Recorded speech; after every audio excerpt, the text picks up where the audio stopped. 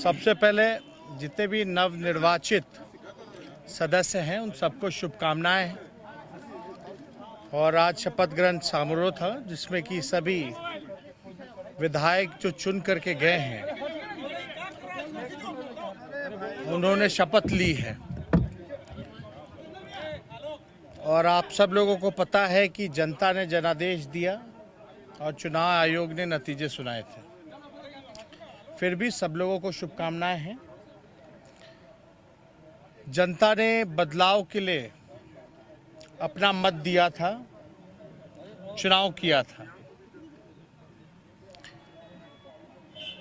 भ्रष्टाचार को लेकर के चाहे ब्लॉक थानों में हो या मंत्रालय में हो या नीतीश कुमार जी के 60 बड़े घोटाले हों, बेरोजगारी के मुद्दे पर, महंगाई के मुद्दे पर लोगों ने वोट किया। आपने देखा होगा कि हम पहले से ही कई बार हम कहते रहे हैं कि नीतीश कुमार जी जो हैं वो भीष्म पितामह है भ्रष्टाचार के। और उन्होंने चोर दरवाजे से फिर एक बार सरकार बनाने का जो काम किया वो भी जानते हैं और देश की जनता भी जानती है कि कैसे उन्होंने सरकार बनाया। लेकिन सरकार में आने के बाद फिर भी उन्होंने वही काम किया जिसके लिए नीतीश कुमार जी माने जाते हैं। 60 बड़े घोटाले 15 साल में जो उन्होंने किया, और हम लोग लगातार आरोप लगाते रहे कि भीष्म पितामह भ्रष्टाचार के इसलिए हैं क्योंकि जितने भी गुनहगार हैं, भ्रष्टाचारी हैं, उनको संरक्षण देना और बचाव करना ये नीतीश कुमार जी की पुरानी फितरत है। और आप लोगों ने देखा होगा, ये कोई मेरी बात पर तो मोहर लग रहा है जब आईएएस अधिकारी लिख कर रहे हैं चिट्ठी। कई अधिकारियों ने, आईएएस अधिकारियों ने जो जांच करता है उन्होंने तो खुले तौर पे चिट्ठी में लिखा है कि नीतीश कुमार जी चाहे कितने भी बड़े अपराध या घोटाले हुए हों, उनको नीतीश कुमार जी ने संरक्षण दिया है। ये सिर्फ मैं ही नहीं कह रहा बल्कि आईएएस अधिकारी भी अब कहने लगे हैं।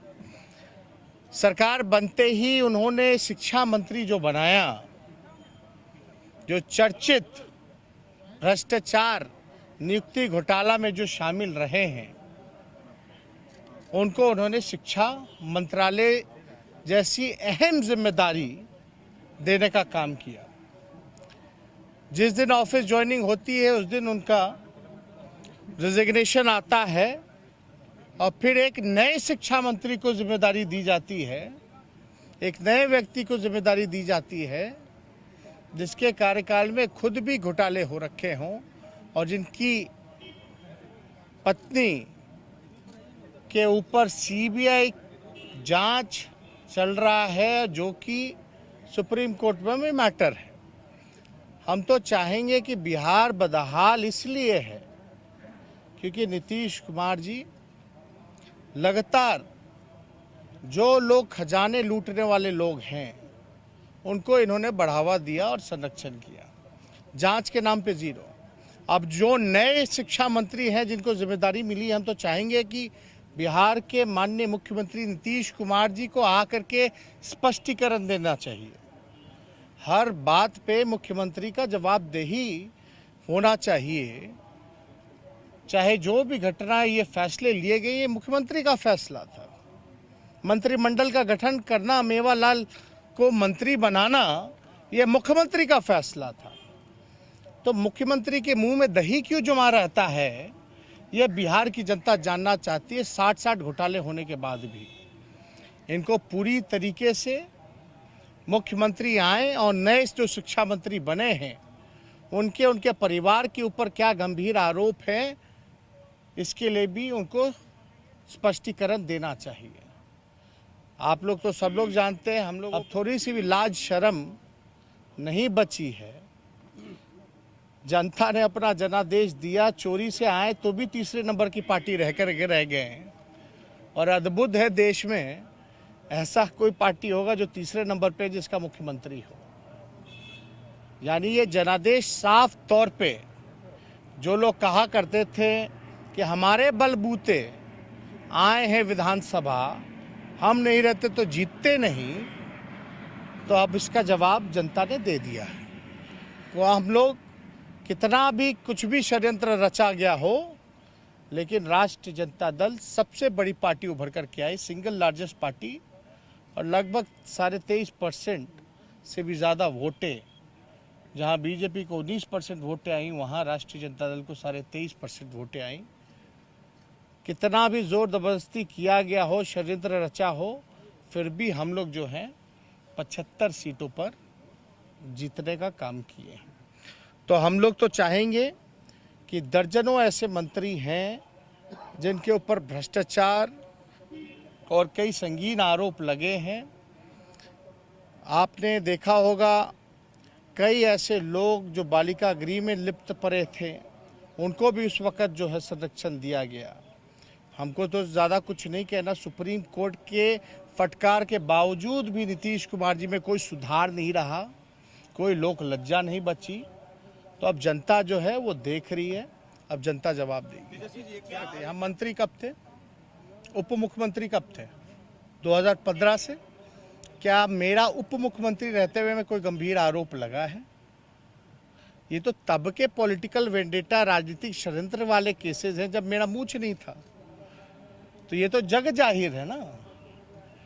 और हमने तो कई बार कहा है, और पिछले ही विधानसभा में पिछले सेशन का जो रहा, हम पहला व्यक्ति हैं जो कहता रहा कि भाई जल्दी चार्जशीट करो, जल्दी चार्जशीट करो। तो हम तो लगातार कहते रहे, और मामला को डाइल्यूट करना, जो ईमानदारी से जनता के सवाल को उठा रहा है, जो जनहित के मुद्दों को उठा रहा है, जो असल मुद्दे हैं, जो जनता के लिए लड़ाई लड़ रहा है, ये तो चाहते हैं ऐसे लोगों को बदनाम करना। और ये तो इनकी पॉलिसी रही है, पॉलिसी नहीं बल्कि वर्किंग स्टाइल रहा है कि भाई लोगों के मन में एक गलत परसेप्शन, एक धारणा पैदा की जाए। लेकिन आप बताइए ना, हमारे खिलाफ तो किसी IAS अधिकारी ने नहीं बोला। हम तो चैलेंज करते हैं मुख्यमंत्री को, भैया हम 18 महीने उप मुख्यमंत्री रहे, 3 डिपार्टमेंट रहा, एक आरोप सिद्ध कर दो। सुशील मोदी जी कहाँ रह गए, क्यों नहीं सिद्ध कर पाए? तो उनको बयानबाजी के लिए वो कुछ भी स्टेटमेंट दे दें, वो सब जानते हैं।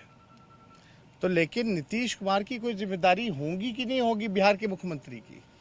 उनकी जवाबदेही है कि नहीं है जनता के प्रति? जोर जबरदस्ती जैसे तैसे जो भी बने हों, अब लेकिन बन गए हैं, तो जवाब तो देना उनका फर्ज बनता है। और ये तो अद्भुत है, आज हमारा शपथ है, शपथ से पहले इस्तीफा मांग रहे थे। देश में पहली ऐसी घटना है जहां विपक्ष से इस्तीफा मांगा जा रहा है। इससे ज्यादा हास्यास्पद और क्या हो सकता है? सरकार चोर दरवाजे से आई है, पुराना इतिहास भी चोर दरवाजे का है, इस बार भी चोर दरवाजे से आई है। जनता ने जो जनादेश दिया, इसमें महागठबंधन की जीत हुई है। फिर भी जो भी हमारी जिम्मेदारी है, रोजगार बेरोजगारी को लेकर हम लोगों ने चुनाव लड़ा था।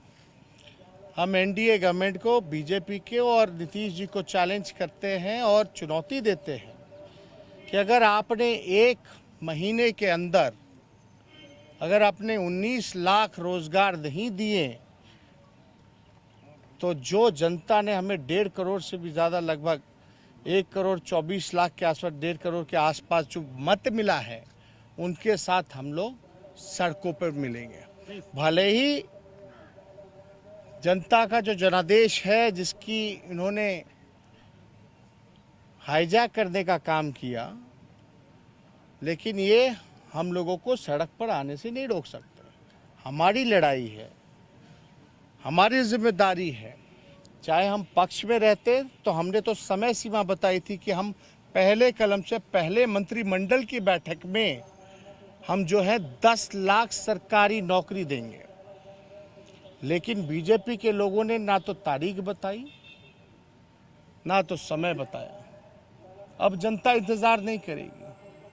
बिहार बेरोजगारी का केंद्र बना है और 1 महीने के अंदर अगर 19 लाख रोजगार अगर इन लोगों ने नहीं दिए तो जनता के साथ जन आंदोलन हम सड़क पे उतरने का काम करेंगे।